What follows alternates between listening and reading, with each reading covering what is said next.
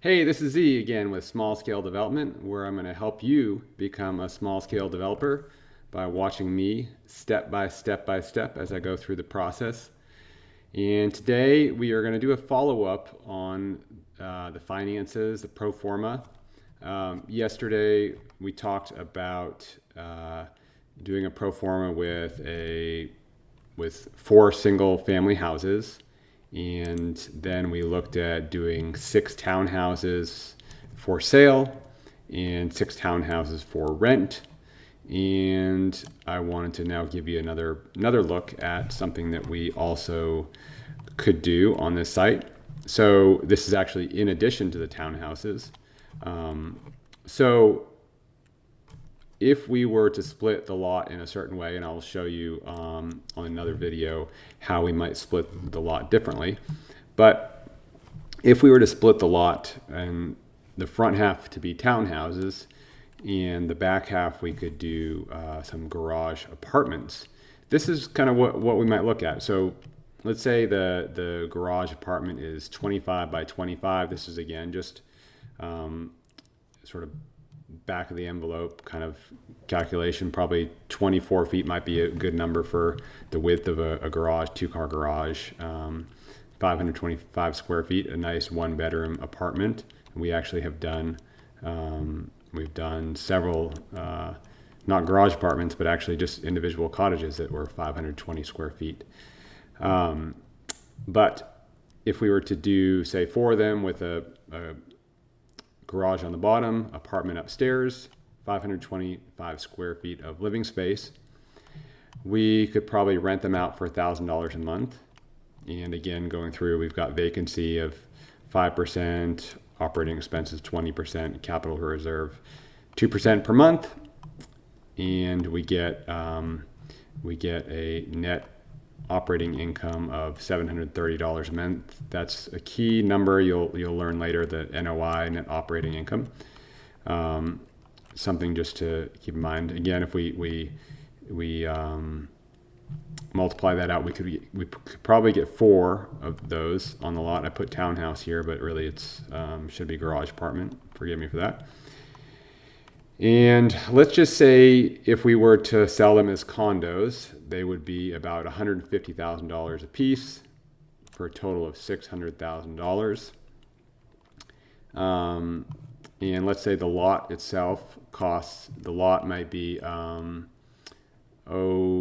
let's say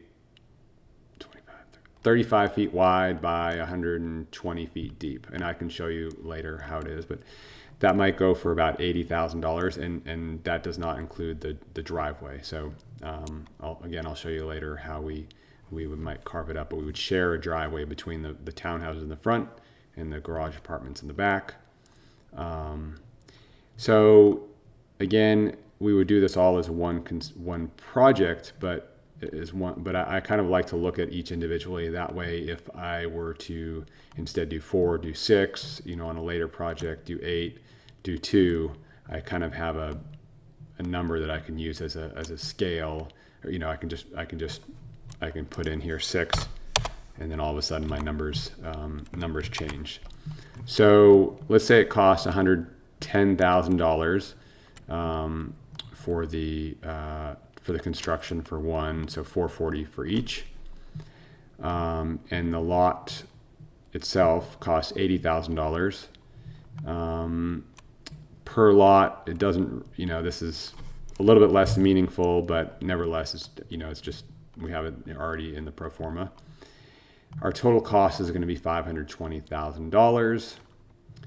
Our townhouse value is going to be $600,000. I'm probably, if it costs this much, we probably could sell them for more, but we're going to just go with these numbers for now. Again, we talked about loan to cost. So if the land is $80,000 and it costs $440 to build, it costs a total of $520,000. We can get a loan that would be 100% of that, and then we could do 80% or 80% of the loan to value. So whichever is lower. So in this case, the loan to value is lower. So we can get $480,000 loan. Again, this will have to be, once we get all the plans approved, then it will be appraised. And alternatively, we also, if we're going to rent them out, if we're going to sell them, that's what we can do. We can get a loan for that. But if we're going to rent them out, then the bank is going to say, well, you have to have a minimum of a 1.2 debt service coverage ratio, or debt coverage ratio, DCR. And that's going to bring our loan to $416,000. Now, that then tells us we are going to need a total of $103,000. Total cost is $520,000. The maximum loan is $416,000. We're going to come up with $103,000. That's going to be what we are required to get to. Let's just say we are at, let's see, our main issue here is debt service coverage ratio. Again, we might be able to get away with saying, for the first 5 years, while this rent is $1,000, we actually are, we don't need to put away for reserves. Let's just say it's $1,050 a month. Now we are, we're looking at $449,000. One thing that this debt service coverage ratio I didn't mention here is this is based on, like I said previously, it's based on the operating income minus the expense minus our mortgage. And so our mortgage here, what I put in here is as a 5% interest rate on a 25-year amortization schedule. So if you're probably familiar with getting a mortgage from the bank to buy a house, potentially, if you bought a house or if you're contemplating it. So that would be typically a 30-year. You might get a 15, but typically a 30-year, and the interest rate is going to be looking more like around 3% right now. The rates are crazy. As a commercial loan, now you could potentially put this in your own name and get a 30-year. And it's an investment property, so it's going to be higher. So let's say it's 4%, and you get it in your personal name, and you may be able to get a 30-year fixed rate mortgage at 4%. Then all of a sudden your debt coverage ratio is going to be a lot higher, and your loan, your maximum loan is now constrained by your loan to value, not by your debt service coverage ratio. So this matters a lot, what you have here. I put in 25 and 5 to be conservative because, by the time, a year from now when the project is done, interest rates are likely to increase. And we can only get 25 years on a commercial loan as opposed to a personal loan from a local bank. And that 25 years, the way it works typically is we get it at a 5-year.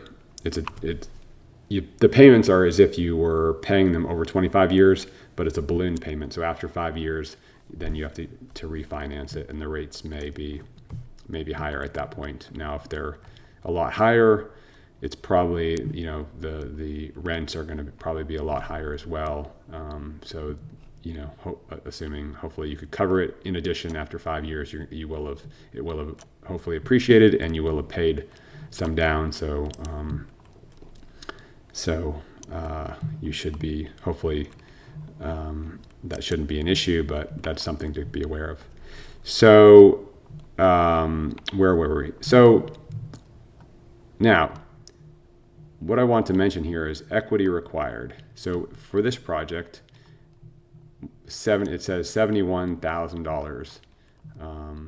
So, if you may be thinking, well, on the previous property, when we looked over here, it said we needed $141,000.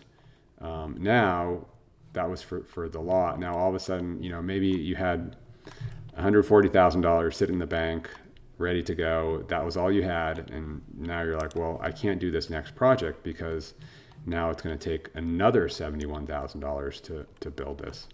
Well, the interesting thing that we did was this lot, by splitting it off, it actually is now its own. We've now created value in this new lot of $80,000.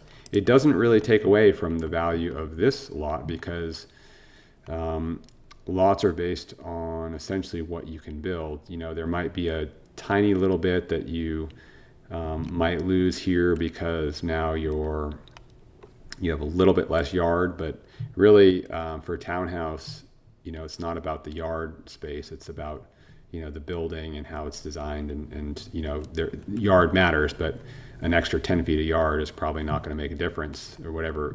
Well, in this case it's 30 feet back, but unless it's really designed really well and there's something really special about it, you don't get a lot of extra credit for that land. So by cutting off that back piece, we now have an extra $80,000 of value that can be pledged toward this project. So really, this is not costing us anything. The only thing we're having to pay for is this $440,000, and our max loan is $449,000. So now we are able to get essentially 100% loan for this, and in addition, we still have plenty of equity. So I think we said our total project was worth $600,000. Our maximum loan is $450,000. So if we decided we wanted to sell it, we would still be creating a lot of equity in this. So that is a nice little feature there, that if we are able to carve this part off and still have a nice project, I don't want to take away from what we have, just to cram more units on the lot. But if we can do it nicely and make the space desirable, and we can fit it, then we're going to be providing more housing for a neighborhood that we're trying to build, and ultimately we would like to build commercial space in this and make it a walkable neighborhood. So the more people we have in the neighborhood, the better it is for those businesses who want to be there. And that is all for today in this episode. And this is Z with Small Scale Development. Until next time.